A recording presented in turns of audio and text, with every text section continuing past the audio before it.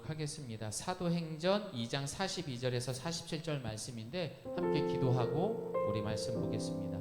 말씀으로 이 땅에 오신 주님, 죄인인 우리를 예배의 자리로 불러주시니 감사합니다.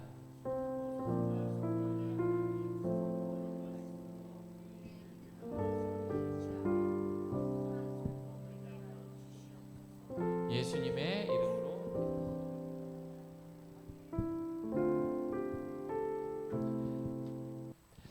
자, 우리 한 절 한 절 교독합니다. 그리고 마지막 절 합독합니다. 그들이 사도의 가르침을 받아 서로 교제하고 떡을 떼며 오로지 기도하기를 힘쓰니라.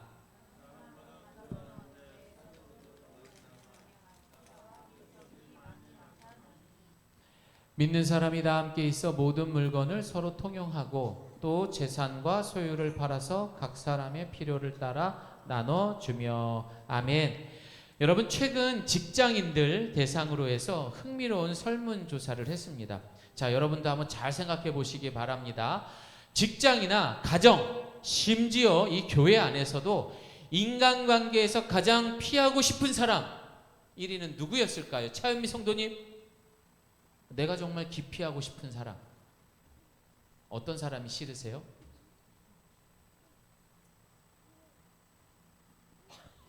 유명 집사님? 거짓말하는 사람. 네, 또 이영민 집사님은? 네.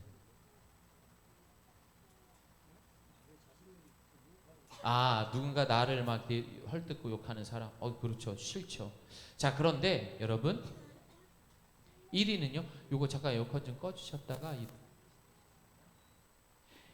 1위는 이기적인 사람이라고 합니다. 이기적인 사람. 어떤 사람이요? 이기적인 사람. 재밌는 사실은 아주 오래전 2000년 전이나 지금이나 여러분 이 이기적인 사람은 단연 1위를 하고 있다라는 겁니다.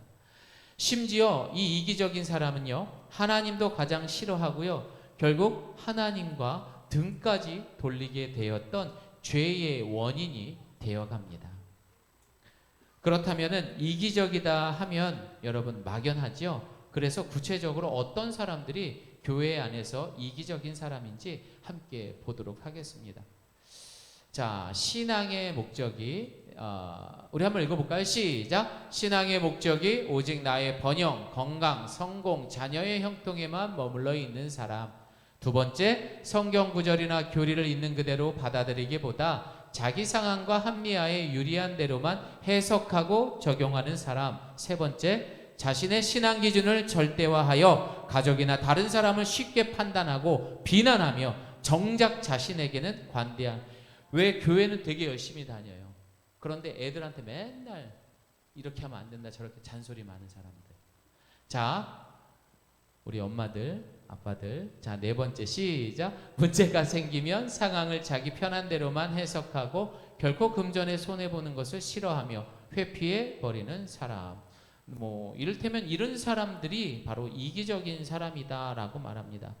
그럼 이 내용을 그냥 그런가 보다라고 하면은 안 되죠. 어떻게 해야죠?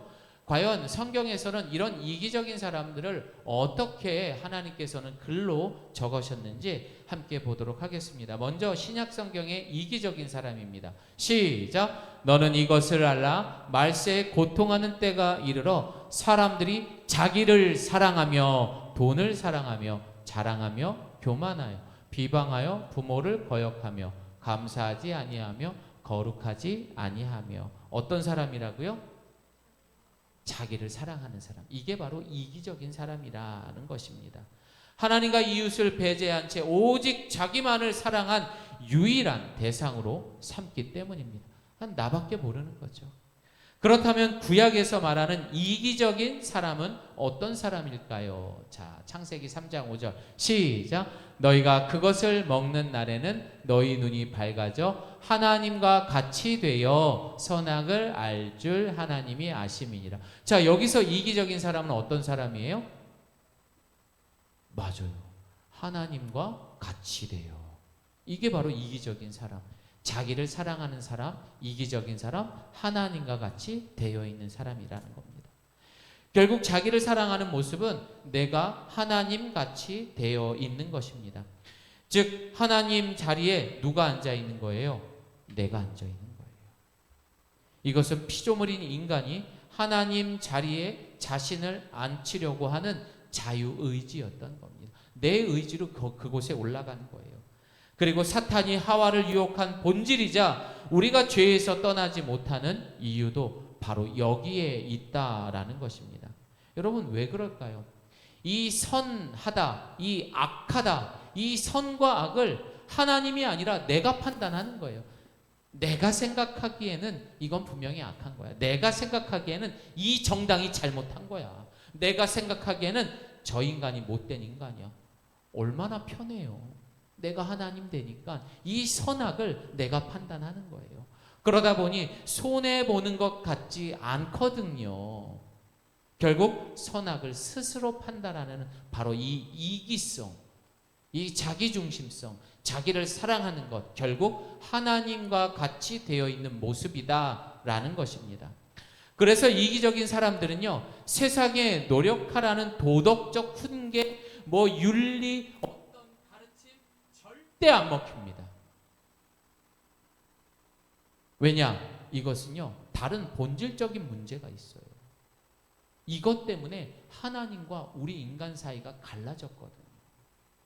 이게 뭐예요, 여러분? 죄라는 거예요. 성경에서 가장 무섭게 다루는 이 죄의 본질이 내가 하나님 되고자 하는 것, 나 중심적으로 내가 나를 사랑하는 것, 이걸 다루고 있기 때문이에요. 그래서 죄의 전문가가 되시는 누굽니까? 죄의 전문가 누구예요? 예수님이 이 땅에 오신 거예요. 첫 번째, 이기적인 죄인들의 죄를 예수님이 십자가에서 해결하셨습니다. 죄의 전문가이신 예수님이. 그리고 어떻게 했습니까? 성령을 통해서 다시 흩어진 자들을 모이게 하고 하나 되게 하시고 더 이상 하나가 아닌 우리로 인도하셨다라는 것입니다. 저를 따라합니다. 교회는 하나님의 꿈. 또 따라합니다. 교회는 하나님의 마지막 희망. 그래서 하나님께서 흩어진 자들을 세우시고 교회로 우리를 부르신 겁니다. 아멘입니까? 오늘 우리는 초대교회 성도들을 통해 어떻게 하면 이기적인 개인에서 아름다운 예수 공동체로 우리로 만들어지는 힘에 대해서 함께 말씀을 나누고자 합니다. 자, 첫 번째입니다. 우리 함께 읽어봅니다. 시작. 하나님의 말씀을 배우는 디다케. 여러분, 뭔가를 배우다라는 것이 바로 디다케예요. 그러면 교회 안에서 배우는 건 뭐예요? 하나님의 말씀을 배우는 거예요.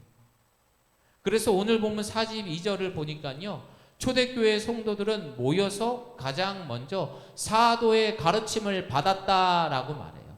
성경을 배운 거예요. 하나님의 말씀을 배운 것입니다. 여기서 하나님의 말씀은요, 여러분, 우리가 그 성경을 읽음으로 인해서 내 마음이 편안해지고 뭔가 위로가 되고 하는 그런 게 아니에요. 여러분, 내 이기적인 고집, 뭐라고요? 고집, 그리고 뭐라고요? 죄성, 이것들을 성경을 읽을 때마다 고발이 되는 거예요. 내가 이렇게 살았네? 이게 뭐지? 하면서 나의 그 부끄러운 저 밑바닥에 있는 것까지 다 끄집어 해체하기 시작을 합니다. 마치 내가 아파서 수술대 위에 올라간 것처럼 말입니다. 여러분, 하나님의 말씀은요, 이 수술대 위에 있는 이 메스와 같은 거예요. 그 말씀 앞에 날마다 우리의 죄가 이렇게 도련할 때 우리는 비로소 나 중심적인 죄에서 어떻게 됩니까? 하나님 중심의 삶으로 죽어있던 우리의 영이 다시 살아나는 거예요. 자, 기독교 강요 1권 6장에 보면 이렇게 적혀 있습니다. 우리 눈이 잘 보이시는 분들은 큰 소리로 읽어주세요. 칼빈은 시작. 눈앞에 아무리 아름다운 풍경이나 정교하게 쓰인 책이 있어도 그것을 제대로 알아보지 못하고 그저 흐릿하고 일그러진 형상으로만 된다. 여러분, 칼빈이 말한 이 안경의 1차원적인 목적이 무엇입니까? 바로 하나님을 바르게 알아보는 겁니다. 자, 저를 따라해 보겠습니다. 하나님을 바르게 알아보는 것. 그래서 여러분, 성경이라는 안경을 쓰지 않으면 우리는 나를 지으신 창조주 하나님을 절대 알 수가 없는 것입니다. 왜냐하면 이것이 신앙생활의 목적이 되는 하나님을 알아가는 것이거든요. 신앙생활의 목적이 뭐라고요? 하나님을 알아가는 것. 바꾸어 하나님을 알아보지 못하고 알지 못하기 때문에 인간의 눈은요, 필연적으로 어떻게 됩니까? 자기 자신만을 향할 수밖에 없는 거예요. 하나님을 알지 못하고 하나님을 바라보지 못하니까 나만 바라보게 되는 거라고요. 그러면서 어떻게 돼요? 틈만 나면 내가 생각하기에 라는 기준으로 바뀌는 거예요. 사랑하는 여러분, 죄로 인해 오염된 인간의 눈이 바로 이렇습니다. 죄가 들어온 인간은 모두 사물과 환경 그리고 타인을 있는 그대로 보지 못해요. 꼭 뭐 하나를 씌워서 문제를 만들게 되죠. 왜 그렇습니까? 내가 판단하니까, 내가 생각하기에 저 인간은 저럴 거야 라고 생각하기 때문에. 그러다 보니 여러분 어떻습니까? 조금이라도 내가 피해보면 예쁜 말 못하죠. 예쁜 행동 못하는 거예요. 왜? 내가 하나님인데 누가 뭐라고 그래. 그래서 우리는 하나님의 말씀을 우리의 안경으로 썼을 때, 제대로 하나님을 알았을 때 세상을 바라볼 수 있는 거라고요.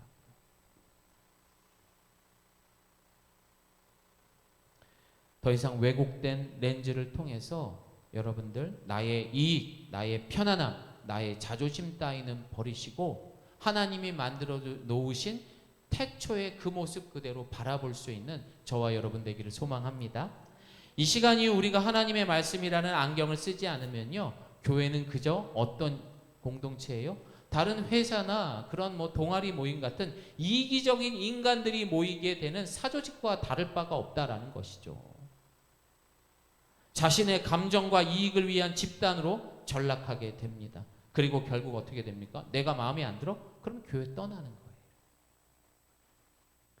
이 시간이 우리가 하나님의 말씀이라는 안경을 반드시 써야 합니다. 그런 이기적인 인간들이 모임이 되어 다른 사조직과 분명 구별된 다름의 모습을 보여줄 수 있는 저와 여러분 되기를 다시 한번 바랍니다. 꼭 그래야 돼요. 여러분, 제가 일전에도 얘기 드렸지만 많은 사람들이 교회를 향해서 욕을 합니다. 어휴, 저 기독교인들. 어제도 한 집사님 남편이 뉴스를 보면서 어휴, 저 기독교인들 그런데요. 근데 이 분이 청년부에서 회장까지 하셨던 거예요. 왜 그러느냐? 왜 욕을 할까요? 기독교를 너무 잘 알고 있기 때문에. 기대했던 거죠.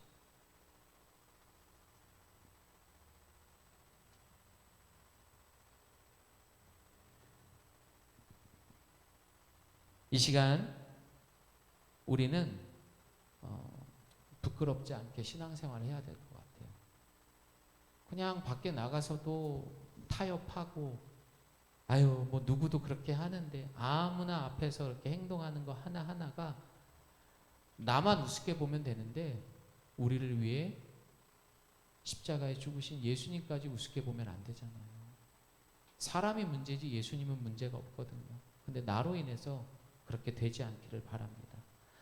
반면에 여러분들 자녀들 입에서 어느 날부턴가 성경 말씀이 나오기 시작한다면, 우리 집에 말씀이 읽어가기 시작한다면, 이상하네, 요놈이 언제부턴가 하나님 말씀에 대한 이야기를 하네, 성경을 보고 있네, 우리 집에 모여서 성경을 읽기 시작하네. 그렇다면 지금 당장은 모르지만요, 여러분 먼 미래는 확실합니다. 예를 들어 어떤 거냐, 여러분 제가 질문하겠습니다. 화려한, 아주 화려한 지푸라기 집이 좋습니까? 아니면 좀 딱딱하고 단층이지만 벽돌로 된 집이 좋습니까? 어떤 집이 좋죠?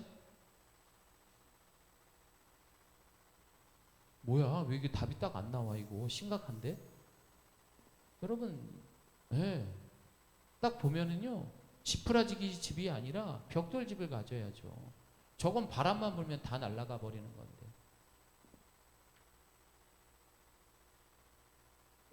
그래서 우리는 오늘 주신 말씀을 매일매일 내 삶에 내 영혼을 수술대에 두고 나의 죄를 도려내는 그러한 말씀을 통하여서 회복하고 영원한 생명으로 함께하기를 소망합니다.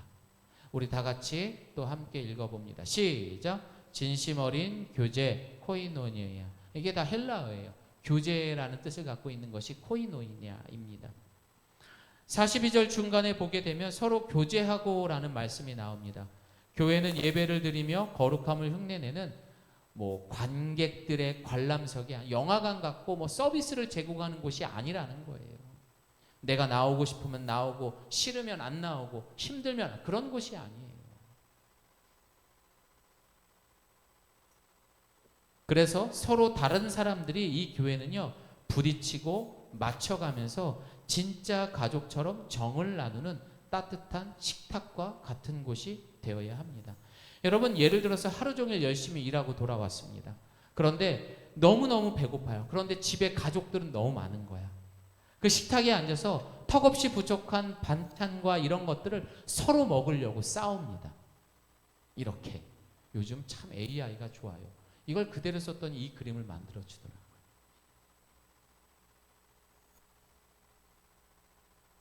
그런데 여러분, 거룩한 가족의 식당, 이 공동체는 다르다라는 것입니다. 눈앞의 음식을 내가 더 먹겠다고 다투는 것이 아니라 저를 따라합니다. 당신이 먼저 드십시오. 그러면서 내 그릇을 기꺼이 밀어주는 거예요. 이렇게 말입니다.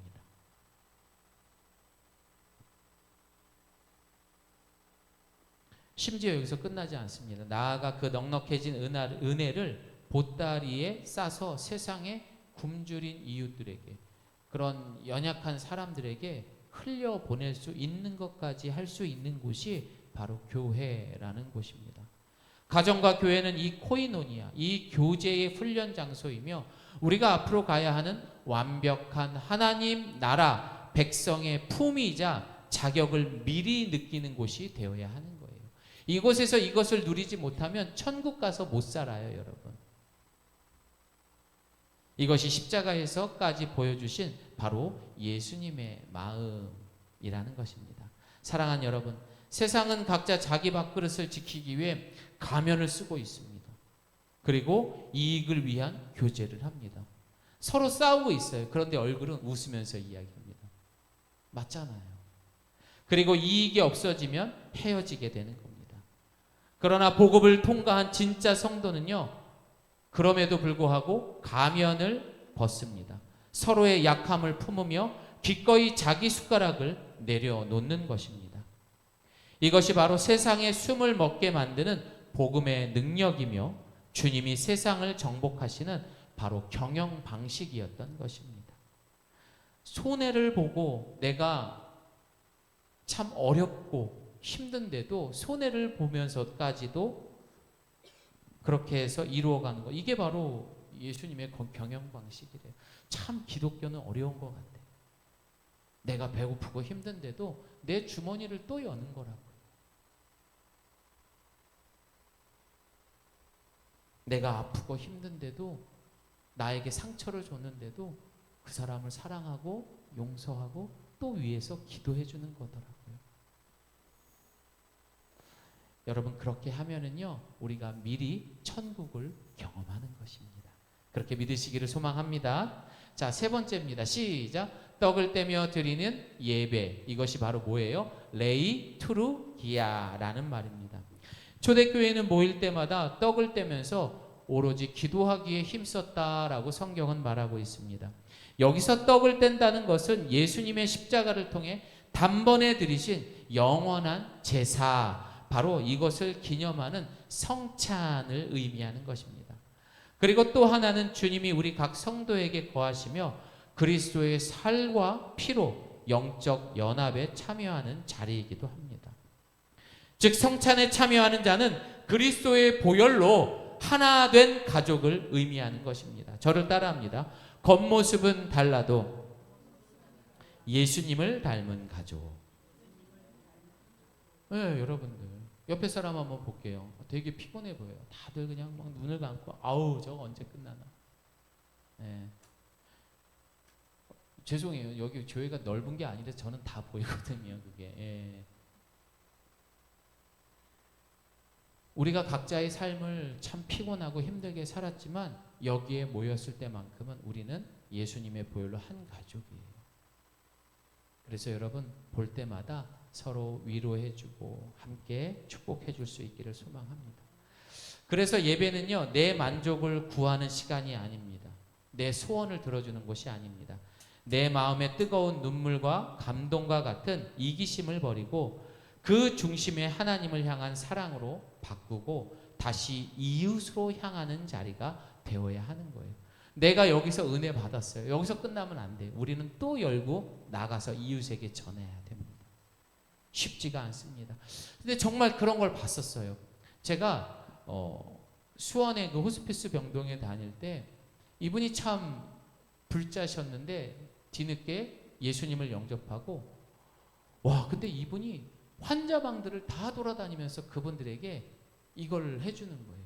분위기 메이커라고 그러죠. 그래서 어떤 게 있었냐면은 저희가 이야기하면은 말을 안 하세요. 환우분들이 거의 이 표정들이에요. 네가 뭐라고 너네가 안 걸려봤어. 나한테 이래라 저래라 하지 마. 이 말. 그런데 똑같은 암 말기 환자가 와서 이야기하니까 나하고 당신하고 심지어 너는 나보다 어리다. 당신은 나보다 더 나이가 많잖아. 나보다 더 오래 살았어. 내 얘기 좀 들어보시오. 여러분 이런 사람도 있다. 그분이 누구냐? 저희 냉장고 열어보면 바카스 박스에 그분도 출시하고 주갑식이라는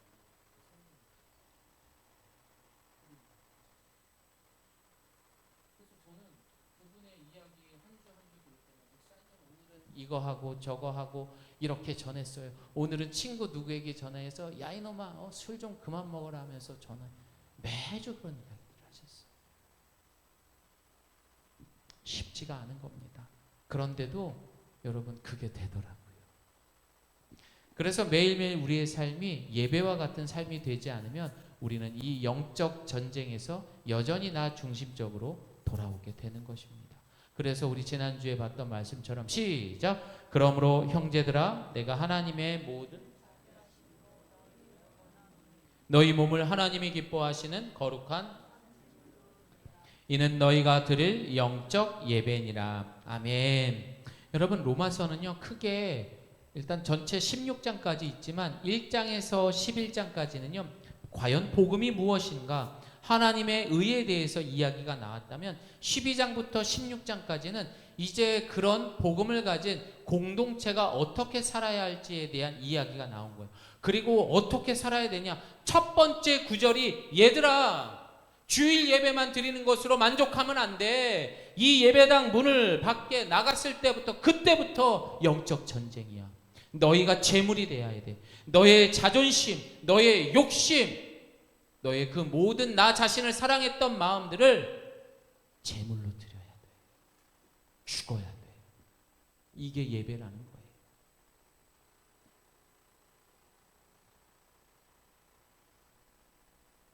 이것이 되지 않으면요, 우리는 이 예배 시간조차 하나님이 얻는 그런 나 중심적 예배. 결국 여기선 보이지 않지만 속으로는 계속 빌고 있는 거예요. 이거 잘 되게 해주세요. 저거 잘 되게 해주세요. 사랑하는 여러분, 순교자가 무엇입니까? 사명을 받고 선교지에 가서 목숨을 잃는 것 맞습니다. 대단한 죽음이죠. 그러나 여러분, 우리의 일상 가운데 순교자의 삶은요, 내가 주님 편 들며 살아갈 때 방해가 되는 것을 십자가에 못 박고 죽는 것을 순교라고 말하는 거예요. 내가 하나님 편 들며 살아가야 돼요. 근데 그거에 방해되는 것들, 그것 때문에 나의 그런 이런 것들로 인해서 내가 죽는 거예요. 순교하는 것이죠. 즉 주님 나에게 허락하신 가정과 교회에 이곳이 바로 선교지입니다.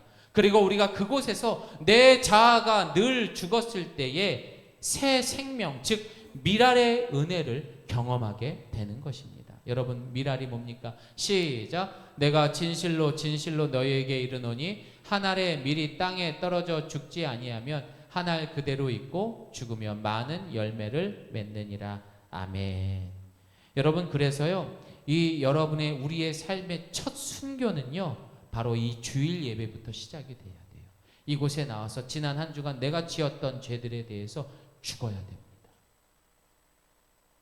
그래야만 우리의 삶에서, 가정에서, 직장에서도 그 선교지에서 우리는 순교자의 삶을 살아갈 수 있는 겁니다. 에어컨 좀 틀어주세요. 네. 자, 네 번째입니다. 우리 함께 읽어봅니다. 시작. 아낌없는 나눔과 섬김인 디아코니아. 자, 사도행전에 이 이야기가 나와 있습니다. 사람마다 시작. 사람마다 두려워하는데 사도들로 말미암아 기사와 표적이 많이 나타나니 믿는 사람이 다 함께 있어 모든 물건을 서로 통용하고 어려운 친구가 있으면 내 것을 아끼지 않고 나누어 준 것입니다. 아멘. 세상은요, 늘 내 거야 라고 말합니다. 내가 이거 필요해 라고 말하죠. 하지만 지금 보셨던 이 초대교회에는 뭐라고 말하는 줄 아십니까? 네가 이거 필요해? 라고 먼저 묻습니다. 그리고 뭐라고 말합니까? 그럼 내가 줄게 라고 말합니다. 여러분, 이게 가능한 이야기일까요? 그런데 하나님께서 이 땅에 최초로 세우신 이 초대교회는요, 이렇게 세워졌대요. 그래서 2000년 후에 이 예가교회 성도들에게 그렇게 되라라고 우리에게 말씀하고 있는 것입니다. 여기서 우리는 가장 쉽게 접근하는 이 나눔의 시작이 되는 하나님께 드리는 물질, 뭡니까? 헌금에 대해서 생각해 봐야 합니다. 여러분, 왜 굳이 헌금이란 이야기를 하냐면요, 이 시대는요, 돈이 최고거든요. 가장 나의 이것들을 아낌없이 나눌 수 있는 것에 내려놓을 수 있는 것. 과연 이것과 우리의 신앙은 비례하는가? 우리의 믿음과 이 물질은 비례하는가? 이 질문을 반드시 해야만 우리는 초대교회로 돌아갈 수 있는 것입니다. 여러분, 오해하지 마십시오. 우리가 드려지는 것은 액수와는 상관없는 겁니다. 내 마음의 중심이 어디에 있느냐, 그 이야기를 하고 있는 것입니다. 여러분, 팀 켈러의 내가 만든 신이라는 책에 보면은요, 우리 함께 읽어볼까요? 시작.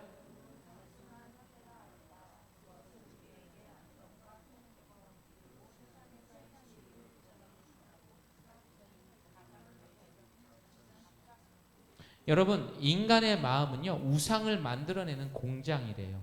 그만큼 우리의 마음은 연약합니다. 이렇게 들으면 이게 맞는 것 같고 저렇게 들으면 저게 맞는 것 같고, 그런데 그것을 가장 강력하게 우리를 흔드는 것은 바로 돈이라는 거예요. 팀 켈러 목사는요, 돈을 안정과 통제권을 보장해주는 가장 매력적인 가짜 신이다라고 말합니다. 세상이 이 가짜 신 앞에 움켜쥐라 할 때 교회는 내 소유를 깨트려 이웃과 나누는 청지기의 삶을 선포해야 되는 겁니다. 여러분, 그래서 디모데전서 6장은 이렇게 말합니다. 돈을 사랑함이 일만의 악의 뿌리다라고 말합니다. 돈을 사랑하는 사람, 돈을 위해 살아가는 사람들은요, 악의 뿌리를 갖고 살아가는 겁니다. 이 나눔을 우리는 몸소 보여주신 자리가 여러분 어디입니까? 바로 십자가라는 것입니다. 내가 지금 없어요. 내가 지금 너무 힘들어요. 그래도 내가 내 주머니에서 꺼내서 마지막까지 쥐어짜내면서 줄 수 있는 가장 크신 그 나눔을 보여줬던 자리가 바로 십자가라는 것입니다. 지극히 나약한 인간의 몸으로 처절한 죽음 앞에 선 예수님 안에서 예수님도 똑같이 인간의 몸으로 오셨기 때문에 두렵다, 살고 싶다라는 본능이 예수님 안에도 힘으로 쳤습니다. 주님, 이 잔을 나에게 지나가게 하시면 안 됩니까? 두려웠다고요. 그러나 주님은 그 인간적인 생각을 거스르고 마지막 힘을 쥐어짜서 조롱하는 그 죄인들, 나를 향해 죽여라 라고 말했던 그들을 향해서 주님, 저들은 저들의 죄를 아무도 모릅니다. 용서해 주세요라고 말씀하셨던 것입니다. 가장 살고 싶었던 순간에 자신을 내어주신 이 모습이야말로 하나님의 역사의 가장 위대한 나눔, 그 사랑이라는 것을 기억하시기 바랍니다. 여러분, 여길 볼게요. 저는 진짜로 그걸 봤어요. 예범이가 뭘 하나 샀어요. 그런데 계산대 앞에서 얘가 이거를 쥐고선 안 주려고 하더라고요. 끝까지 그걸 쥐고 있는 거예요. 그러면 그게 본인께 됩니까? 안 됩니까? 안 돼요. 계산대 앞에 어린이들은요, 자기 손을 쥔 채 그걸 놓지 않습니다. 그런데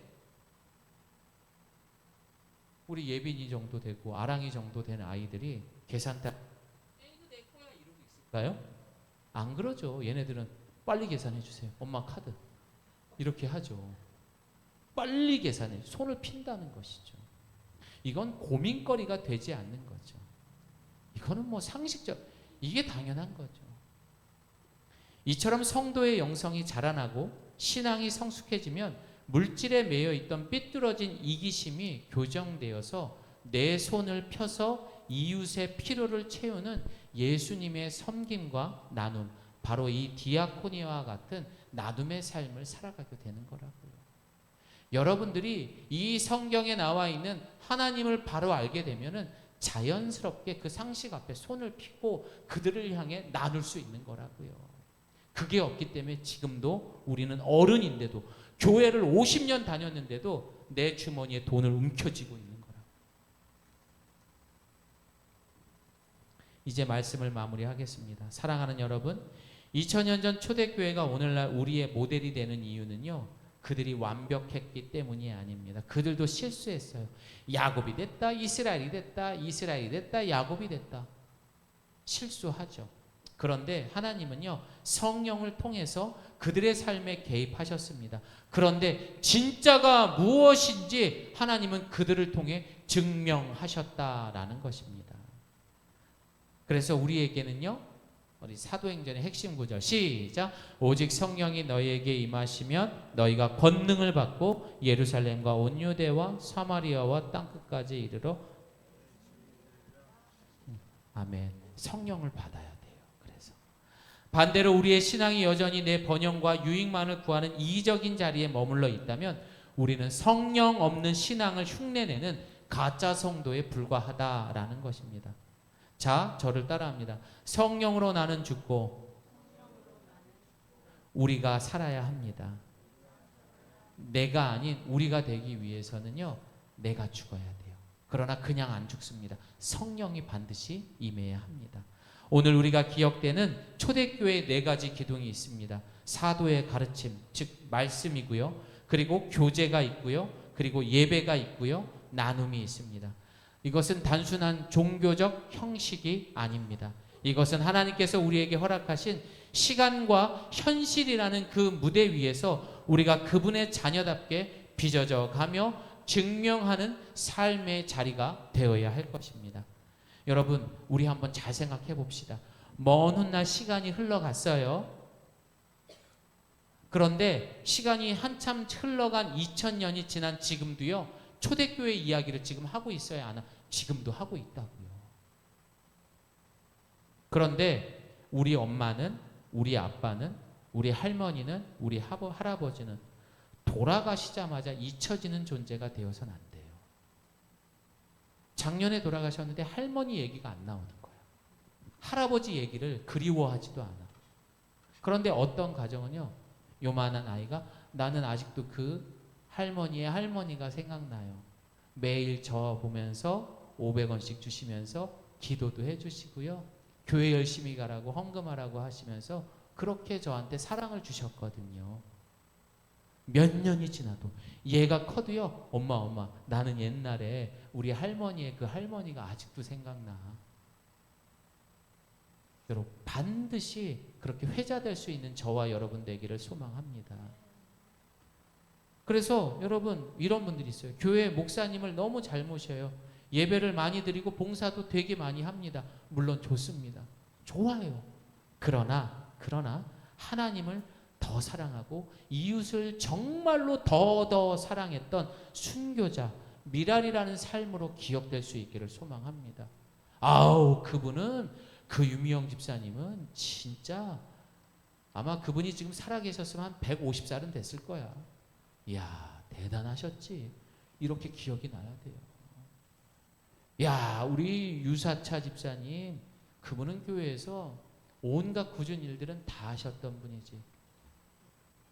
천국에 가신 다음에도 계속 얘기를 하는 거예요, 성도들이요. 그런 분들이 있다니까요.